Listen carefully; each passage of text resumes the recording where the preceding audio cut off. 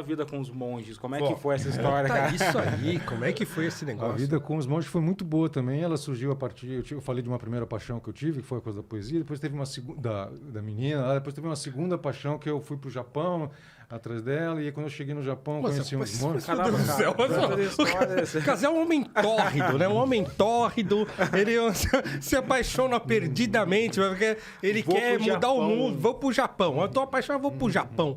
Caramba, cara. Vou pro Japão lutar contra o Condzilla, o Godzilla e vou voltar. Não teria como não ser poeta. Um sujeito visceral como o Cazé, né? Mas e aí, então, uma segunda paixão... Uma segunda paixão, e a gente se apaixonou perdidamente. Ela ia trabalhar no Japão, já estava tudo certo. Falei, pô, eu vou também. Aí fui, cheguei lá, ela arrumou trabalho em outra cidade, não mais Tóquio, era Osaka, e não dava para eu ir. Aí eu fui morar com os monges, porque um dos motivos, além da paixão que eu fui para o Japão, era porque eu queria aprender a meditar. E aí eu achei a Ananda Marga, que é uma organização fundada por um guru indiano, Sri Anandamurti, e... fui morar com esses monges lá. E aí o Sri Anandamurti morreu, fez a passagem na Índia. Todo mundo foi embora. Eu fui embora com os caras para a Índia. E aí... ficamos 15 dias, né? Aí eu fui para a Índia. Mano, esse cara é raiz. Porque assim, hoje em dia na internet os caras falam que ela aprender a meditar. Abre o Instagram, pega a primeira loirinha falando de meditação na academia e ele, não, eu vou meditar com os caras na Índia, mano. Caramba, cara. E era uma época que tava rolando muito, tipo, tinha o Osho, se eu não me engano. Tinha o Osho muito forte ainda, né? O Rajneesh. Aliás, é uma das grandes figuras, né? Apesar da série. Apesar da série do Netflix. Hare Krishna também. Hare Krishna, nossa, já comi muito na cozinha. Lavei muito prato na cozinha do Hare Krishna para poder comer prachada de graça ali em Hong Kong também e no Japão. Isso foi anos 80? Uma gratidão, isso foi anos 90. Anos 90. E foi em 1990. Tá. E na época da Guerra do Golfo, depois veio a Guerra do Golfo, né? Então, eu vi um documentário sobre o Osho, daquele Wide. O que ele falou aí, Cara, que loucura, os caras, tipo, eles quebraram o sistema capitalista utilizando o capitalismo, né, mano? É foda. Não, os livros do Osho são uma das coisas mais incríveis, assim. Ele escreve muito bem, as palavras são maravilhosas. Agora, realmente, o que ele construiu ali é bem complicado, né? Controverso, para dizer o mínimo, né? Para dizer o mínimo, sim. Mas aí comecei a meditar e que a gente estava...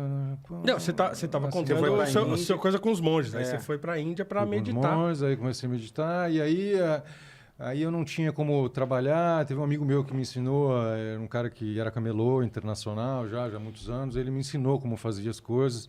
Fui para Hong Kong, me emprestou dinheiro, comprei prata e fiquei vivendo em Hong Kong, né? Mas eu ia falar... Como que era ser um cara... Como que é ser um brasileiro em Hong Kong, mano? Hong Kong, ótimo. Hong Kong, naquela época, 1990, Hong Kong ainda era uma colônia britânica, né? Por conta da Guerra do Ópio lá. 150 anos, que seria da Inglaterra, Hong Kong administrado. Então, muita coisa bilíngue, muito parecido com o Rio de Janeiro, montanha, praia, bem pequeno, muito populoso, assim, né? E, cara, tipo um centro financeiro, uma ponte ali, um porto fundamental de comunicação entre o Ocidente e o Oriente, né? Então era incrível, assim, e eu trabalhava na rua, eu trabalhava de camelô, vendendo prata na rua. Então, quando você falou, como é ser um brasileiro? Cara, foi uma das primeiras experiências, assim, que eu tive vários tipos de trabalho considerados subempregos, né? E o tempo que você fica muito tempo na rua vendo as pessoas passarem. E isso foi muito marcante para mim. Você fala, caralho, para onde essas pessoas estão indo? E o lado da invisibilidade também. Então, teve uma época que eu entregava folhetos. Então, eu estava nessa... Foi quando eu comecei a ser vegetariano, porque eu nem ia ser vegetariano, era ser só uma experiência enquanto eu morasse com os monges. Mas eu lembro que um dos empregos que eu arrumei foi de entregador de folheto. E eu entregava folheto de uma marca de bolsas de couro de porco. Então, eu me sentia muito mal. Porque, porra, cara, eu tô testando ser vegetariano, tô fazendo propaganda de uma parada que mata uns porcos para fazer bolsa. E as pessoas não olham para você, as pessoas não olham para, né? Ninguém quer aquele folheto que você está entregando. Então, foi um exercício de humildade assim muito grande, porque eu me sentia invisível, e mais do que invisível, muitas vezes eu me sentia uma pessoa que as pessoas queriam distância, que as pessoas tinham medo, que as pessoas achavam que ia contaminar de alguma forma, porque elas não queriam um contato nem tipo visual. Um alienígena, né? Tipo pior, cara. Tipo, é um vírus em forma de gente, sabe? Assim, é uma coisa que as pessoas... É um desprezo, assim. Então foi muito louco, assim, e a percepção de tempo também mudou para mim. Porque eu estava trabalhando, estava lá esperando o cliente. E as pessoas estão o tempo inteiro correndo. Você fala, por que a gente está assim, né? A gente vive de um jeito muito maluco, assim. Então, apesar de muitas vezes eu não ter conseguido me livrar ou me proteger dessa loucura que a gente vive com relação ao relógio, às cobranças que a gente tem de nós mesmos, mas isso acendeu realmente uma...